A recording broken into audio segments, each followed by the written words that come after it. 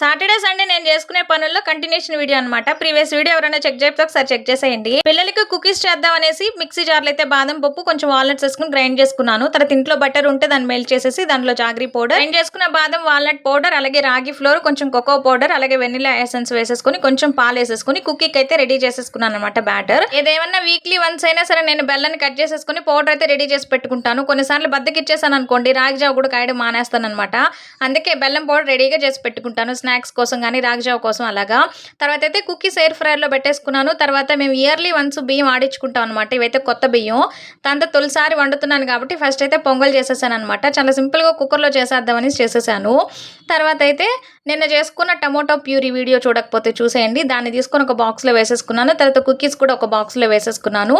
తర్వాత మళ్ళీ ఒక స్నాక్ చేద్దాం అనేసి మకానా ఉంటే ఇంట్లో నెయ్యి వేసేసుకొని మకానాని ఉప్పు వేసేసి కారం వేసేసి రోస్ట్ చేసేసుకొని పక్కన పెట్టుకొని మళ్ళీ దాంట్లోనే కొంచెం ఆయిల్ వేసేసుకొని పల్లీలు, జీడిపప్పు, అలాగే బాదం పప్పు, పుట్నాల పప్పు, కరేపాకు, అటుకులు వేసేసుకొని కొంచెం ఉప్పు కారం కూడా వేసేసి రోస్ట్ చేసుకున్న మకానాన్ని కూడా వేసేసి రోస్ట్ చేసి పక్కన పెట్టుకున్నాను. పొంగల్ కోసం అయితే నెయ్యిలో జీడిపప్పు అలాగే కిస్మిస్ వేసుకొని పొంగల్లో కలిపేసుకున్నాను. తర్వాత కొబ్బరికాయలు ఎక్కువగా ఉంటే దాన్ని కట్ చేసుకుని వాష్ చేసి ఒక డబ్బాలో వేసి ఫ్రీజర్లో పెట్టేసుకుంటున్నాను అనమాట. తర్వాత పండు మిరకాయలు కూడా ఉప్పు చింతపండు వేసి గ్రైండ్ చేసుకుని బాక్స్లో వేసేసుకున్నాను అనమాట. తర్వాత వెన్నపూస కూడా మజ్జిగ జిలికేసుకున్నాను. ఇది బంగారం ఇవాల్టి వీడియో నచ్చితే లైక్ చేసేయండి. బాయ్.